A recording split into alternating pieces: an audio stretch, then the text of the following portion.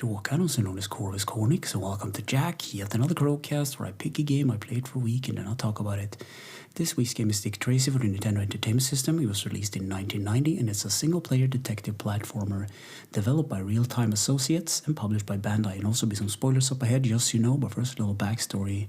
So about a month ago from this recording, I picked up a comic book at my local gas station, and I was a bit surprised that they actually sell these comic books nowadays because they're becoming rarer and rarer. Anyway, on the cover of this magazine was a detective in a yellow coat, and I guess you know who that is by now, but I'm gonna say it anyway, it's Dick Tracy. According to Wikipedia, this game is loosely based on the comic strip and not the movie, though characters' designs, other than Breathless Mahoney, is based on their movie likenesses. So before I even started the game, I did some research, and apparently there are a lot of things tied to Dick Tracy, such as movies, comic books, live action, TV series, and so much more, so I started with the comics. Chester Gould created Dick Tracy in 1931 as a comic strip for the Detroit Mirror. Dick Tracy was originally called Plaincoat Tracy, but it was changed. The character studied Russian among many other things and later became a naval officer.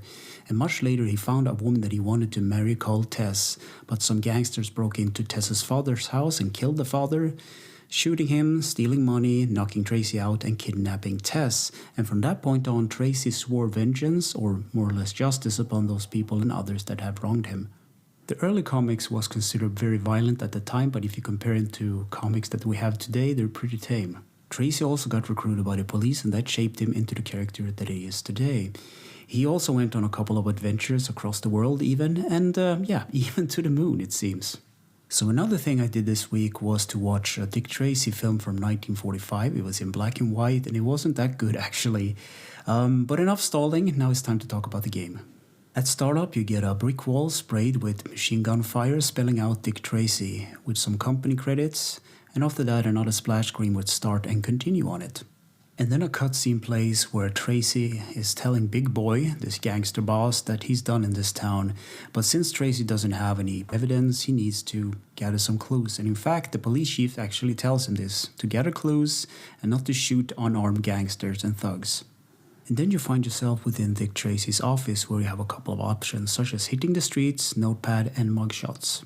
The first case is bogus bucks, so you need to find some fake $20 bills, and Steve the Tramp is the guy you want to talk to within the flop house. So in order to find him, you go to mugshots and you find Steve and his location.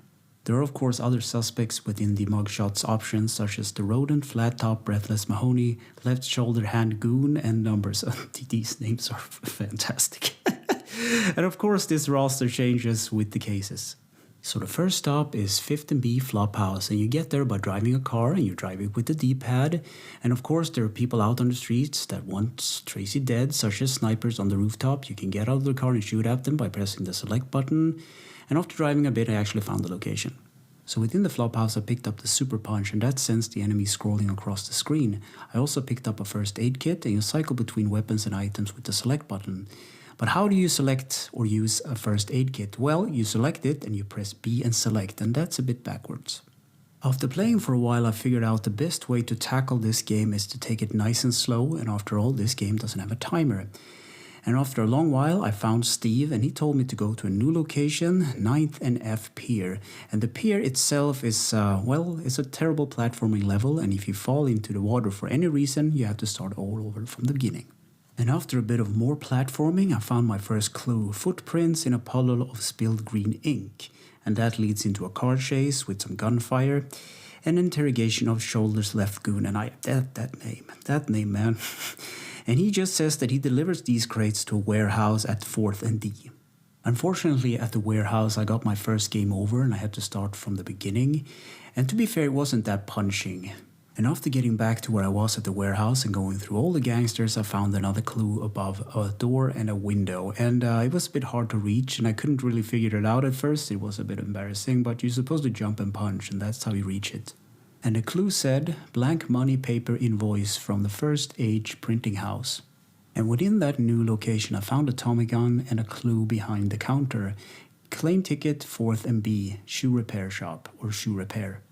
And later another clue within the shoe repair shop saying, shoes with green ink on the sole being fixed for numbers. And that leads back to Tracy's office, where he looks up numbers, and the location is 8th J Hotel. And inside this hotel, numbers is of course found, and he confesses to everything, and he earns the right to go to prison. And here's also where the first password is printed out on the screen. The game continues like this throughout the cases, and Tracy eventually puts Big Boy behind bars, and that's more or less it. So, gameplay. Go through the different cases, gather clues, interrogate and arrest. Basically, detective stuff. Control, the D-pad is the movement of the car and also movement in general. The A button is jump, the B button punches and shoots depending on what you have equipped. Select cycles through the items and weapons, and it also lets you get out of the car within the streets. And the start button pauses. Graphics. So the graphics looks okay for the NES. I would have preferred more detailed sprite works and more vibrant colors, but other than that I can't complain. Sound and music. George Sanger and David Hayes made the soundtrack for this game, and it has sort of a detective swagger to it. I like the street driving and the game over theme. Easter egg, secrets and glitches. So most of the villains in the Dick Tracy universe have grotesque and very disfigured faces.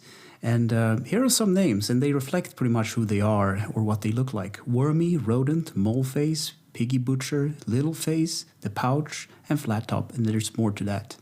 Dick Tracy was also released on the Game Boy, MS-DOS, Amiga, and the Sega Genesis, and the plot differs a bit between the games, and some are more like platformers and others focus more on the detective side of things. So in conclusion, I wrote patience. So this game demands a lot of time and patience, and a thing I didn't mention when I talked about the game was that it's really difficult. I like, however, the detective swagger that the music have. The platforming feels a bit floaty, and I wouldn't recommend this game because I wasn't actually enjoying it. But if you're curious about the character of Dick Tracy, there are other ways to get your fix. Let's just say that. So anyway, thank you for listening and or watching, and take care.